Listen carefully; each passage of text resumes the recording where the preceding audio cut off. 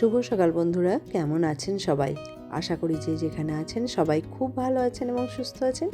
Lifestyle YouTuber আরও একটি নতুন দিনের ভিডিওতে আপনাদের সবাইকে স্বাগত জানাই। আজ শুক্রবার, সকাল এখন 7টা, আর এখন থেকে আপনাদেরকে সঙ্গে নিয়ে শুরু করলাম আজকের ভিডিও। আশা করছি আজকের ভিডিও আপনাদের ভালো লাগবে।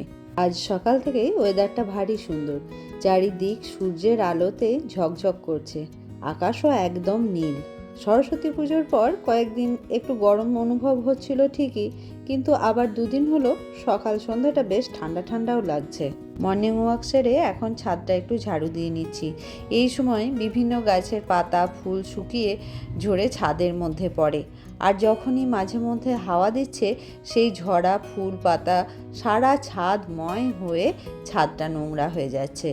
সেজন্য যখনই দেখি অনেকটা শুকনো পাতা পড়েছে তখনই সেগুলো ঝাড়ু দিয়ে তুলে নিই, তা না হলেই ছাদটা দেখতে বড্ড খারাপ লাগে। আর এখন ছাদের এই অংশটা একটু ধুয়ে দিচ্ছি, কারণ কিছু জিনিস আজ রোদে দেব। আর এই সময় তো চারিদিকে অনেক ধুলো হয়েছে, মাঝে মধ্যে একটু ধুয়ে দিলে ধুলোটা একটু কমও ওড়ে। আর যে জিনিসগুলো রোদে দেবো সেগুলোর মধ্যে এসে যদি ওই ধুলো পড়ে তাহলে সমস্ত জিনিসটাই নষ্ট হয়ে যাবে। ওদিকে ছাদটা শুকাক, তারপরেই জিনিসগুলো রোদে দেবো। আর এখন এসে একটু চা করে নিয়েছি, চাটা এখন আরাম করে খাই, তারপরে কাজে লাগবো। তো যে জিনিসগুলো রোদে দেওয়ার ছিল সেগুলো বের করে নিয়েছি চা খাওয়ার পর।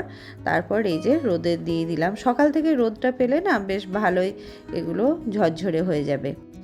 আজকে এই যে একটু আলুর পাঁপড় আর তিল রোদে দিয়েছি, আর এখন কাজুও অনেকটা পরিমাণ আছে, ওটাই রোদে দিয়ে দিলাম। আমাদের রান্নাঘরে কোনো জিনিস যখন অনেকটা পরিমাণে থাকে তখন সেগুলো যদি মাঝে মাঝে বেশ ভালো করে রোদ খাইয়ে রাখা যায় তাহলে অনেক দিন পর্যন্ত ভালো থাকে, না হলেই ফাঙ্গাস লেগে নষ্ট হয়ে যাবে।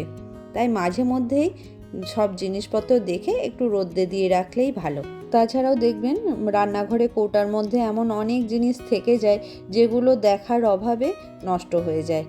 তো সেই জন্য মাঝে মধ্যে দেখে যদি জিনিসগুলো একটু রোদে দিয়ে রাখা হয় তাহলে জিনিসগুলোও ভালো থাকে আর অপচয়ও হয় না, আর সংসারে 2 পয়সা সাশ্রয়ও হয় এর থেকে।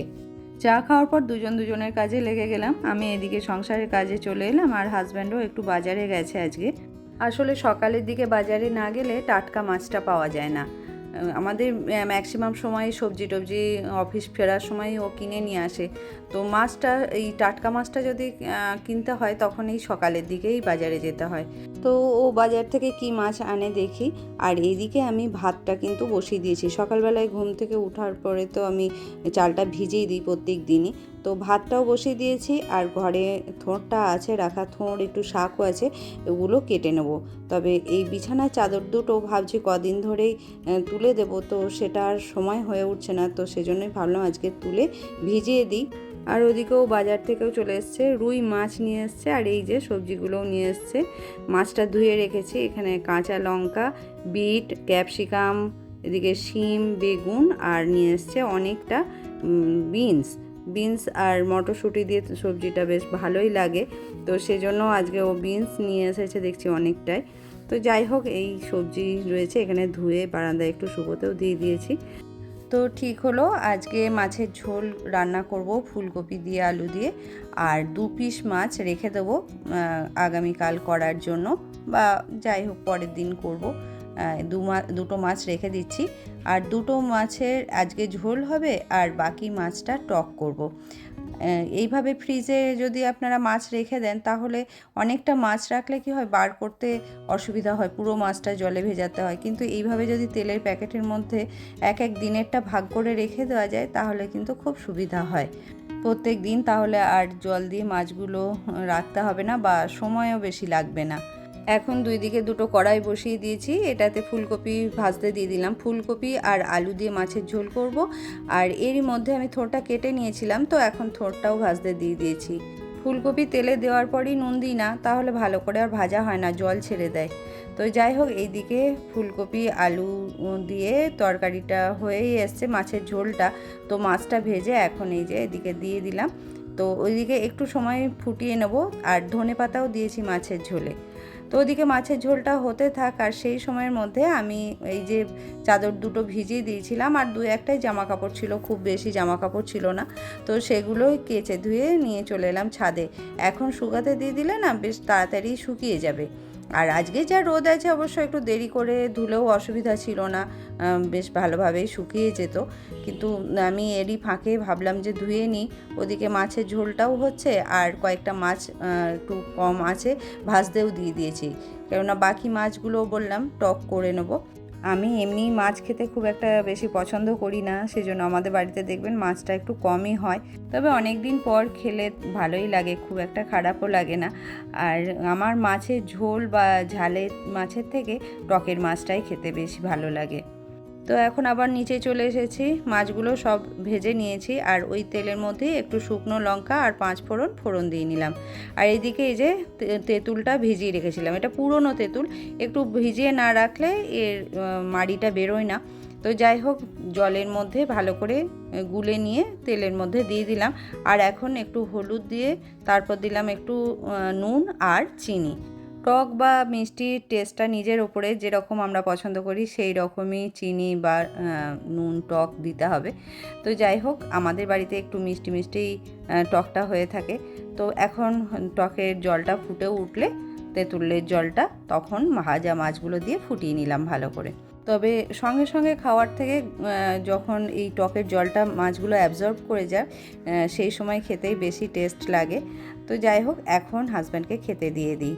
আর এর মধ্যে আমি কিন্তু শাকটাও ভেজে নিয়েছি, সেটা আর আপনাদের সঙ্গে শেয়ার করা হয়নি, কেননা সকালবেলায় বুঝতেই তো পারছেন খুব তাড়াতাড়ির মধ্যে রান্নাটা করতে হয়। তো যাই হোক, এই হচ্ছে আজকে লাঞ্চ মেনু। আজ সবজি দিয়ে ম্যাগিটা বানিয়ে ওকে দিলাম টিফিনে, আর আমিও ব্রেকফাস্টে আজকে এটাই খেয়ে নেব। তো আবার আপনাদের সাথে দেখা হচ্ছে একদম সন্ধ্যাবেলা। এই যে বিনসগুলো এনেছিল, বিনস আর একটু পেঁয়াজ কেটে নিয়েছি, আর এটা গাজরটা আগেই আনা ছিল, গাজরের হালুয়া করব সেজন্য কুড়ে নিয়েছি, গাজরটা ছাড়িয়ে কুড়ুনিতে কুড়ে নিয়েছি, মানে গ্রেডারে গ্রেড করে নিয়েছি খুব মিহি করে। এটা মিহি হলেই বেশি ভালো হয় আমার মনে হয়। আর এদিকে তেলের ওপরে হলুদ দিয়ে বিনস, পেঁয়াজ আর একটুখানি মটরশুঁটি দিয়েছি। আলু ছাড়া রান্না করব। হাজব্যান্ড খুব একটা আলু খেতে চায় না, সেজন্য আলুটা একটু কমই ব্যবহার করতে চায়। আর এখন দিয়ে দিলাম একটু ক্যাপসিকাম।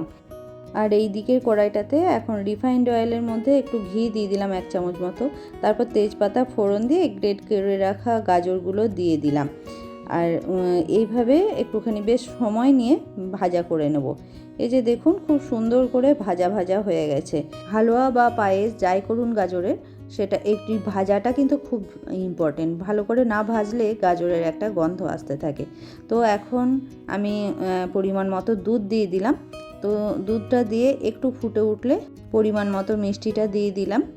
তো এখন মিষ্টিটা দেওয়ার পর একটু ফুটতে দিয়ে এদিকে সবজিটা একটু নাড়াচাড়া করে নেব। সবজিটাও প্রায় সিদ্ধ হয়ে এসছে।